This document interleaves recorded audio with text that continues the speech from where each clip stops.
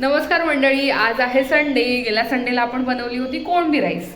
आज या संडेला आपण बनवणार आहोत, सांगणार नाही, चला बघूया. ढॅंटॅन. आज आमच्याकडे आहे बांगडा आणि मुशी. आणि बघू शकता बांगडे व्यवस्थित आपण कापून घेतलेले आहेत आणि मुशी व्यवस्थित धुवून घेतलेली आहेत. आणि हे टकल्यांचा आपण सार करणार आहोत. आणि इकडे बघताय तुम्ही, ह्याच्यात मीठ, मसाला, हळद आणि कोकमाचं पाणी टाकून अशी व्यवस्थित पेस्ट बनवून घ्यायची आहे, जी आपण माशांना लावायची आहे, बांगड्यांना. ओके, तुम्ही बघू शकता आपण पेस्ट केलेला जो होता तो आपण व्यवस्थित बांगड्यांना आपण त्या ह्याच्यामध्ये गॅपमध्ये वगैरे व्यवस्थित भरून घ्यायचं आहे. मच्छीचं सार बनवायचं आहे म्हणून आपण खोबरं किसलंय, त्याच्यामध्ये लसूण टाकले, आलं टाकलंय आणि कोथिंबीर टाकले. त्याच्यावरून आपण मसाला टाकायचा जो आपण घरगुती वापरतो. आपण सारासाठी मस्तपैकी पेस्ट करून घेतलेली आहे. चला तर आपण सुरुवात करूया मच्छी बनवायला. गॅस पेटवून आपण व्यवस्थित त्याच्यावर पातेलं ठेवलंय. सो आपल्याला पाहिजे तसं तेल टाकून घ्यायचंय. गरम झालं की आपण त्याच्यामध्ये कढीपत्ता टाकून घ्यायचा आहे. कढीपत्ता थोडा तडतडावायला द्यायचा आहे.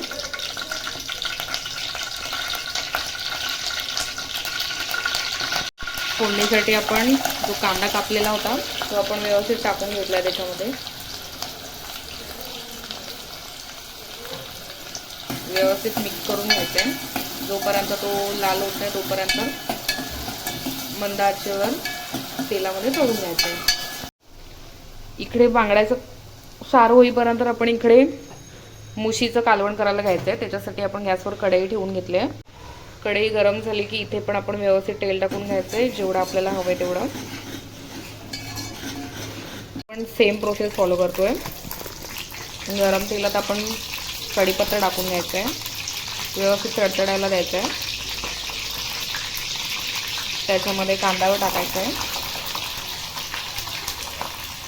कांदा व्यवस्थित रेड होईपर्यंत तेलामध्ये भाजून घ्यायचं आहे. इकडे कांदे लाल होत आहेत तोपर्यंत आपण लाफ्टर शेफची मजा घ्यायची आहे. त्याच्यानंतर आपण कांदा लाल झालाय म्हणून आपण त्याच्यामध्ये टोमॅटो टाकलाय.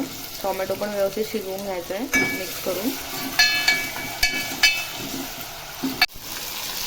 मुशीसाठी जे कालवण बनवत आहे त्याच्यामध्ये पण आपण टोमॅटो व्यवस्थित टाकलेला आहे आणि तो आता मिक्स करणार आणि त्याला व्यवस्थित शिजवून घेणार.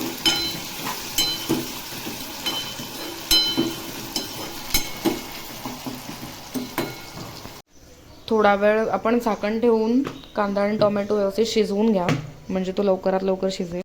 आता कांदा टोमॅटो व्यवस्थित शिजल्यानंतर आपण त्याच्यामध्ये हळद टाकून घेतली आहे. त्याच्यानंतर जे आपण वाटप केलेलं होतं ते आपण टाकतोय. व्यवस्थित मिक्स करून घेतो आपण.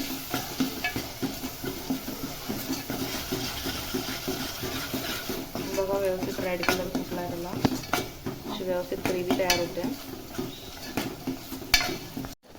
मुशीच्या कालवणामध्ये पण सेम प्रोसेस करायची आहे. हळद टाकून घ्यायची आहे. त्याच्यानंतर आपण जे वाटप केलेलं होतं ते मिक्स करून घ्यायचं आहे.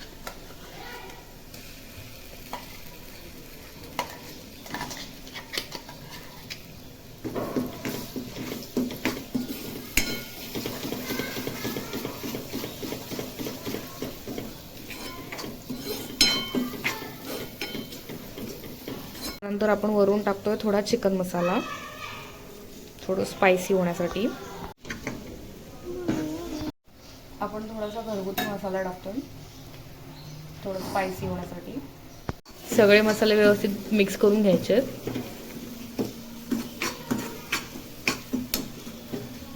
जेणेकरून त्याला व्यवस्थित तेल सुटेल.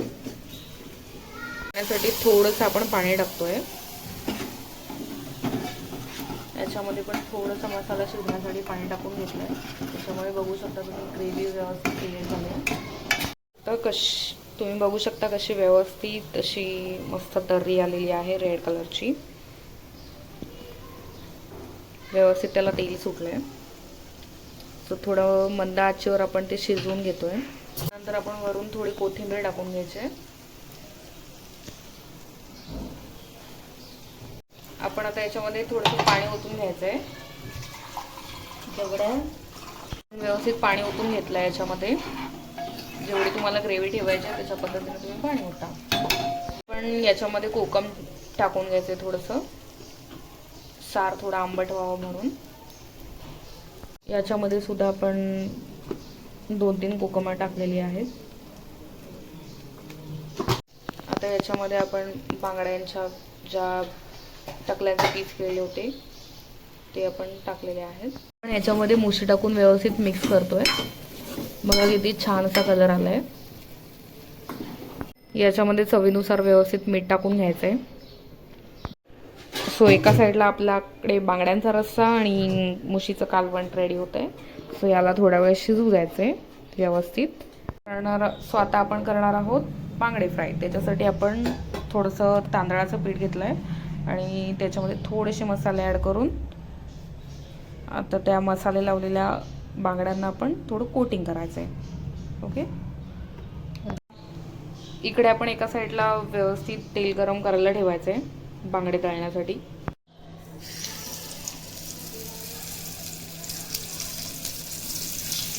आपण बांगडे तेलामध्ये व्यवस्थित सोडलेले आहेत.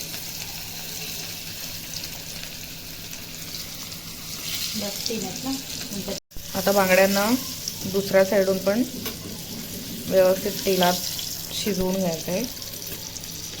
आपण हे बांगडे परतलेले आहेत. दोन्ही साईडून व्यवस्थित शिजवून घ्यायचे आहेत. व्यवस्थित तेलामध्ये फ्राय करायचे आहेत.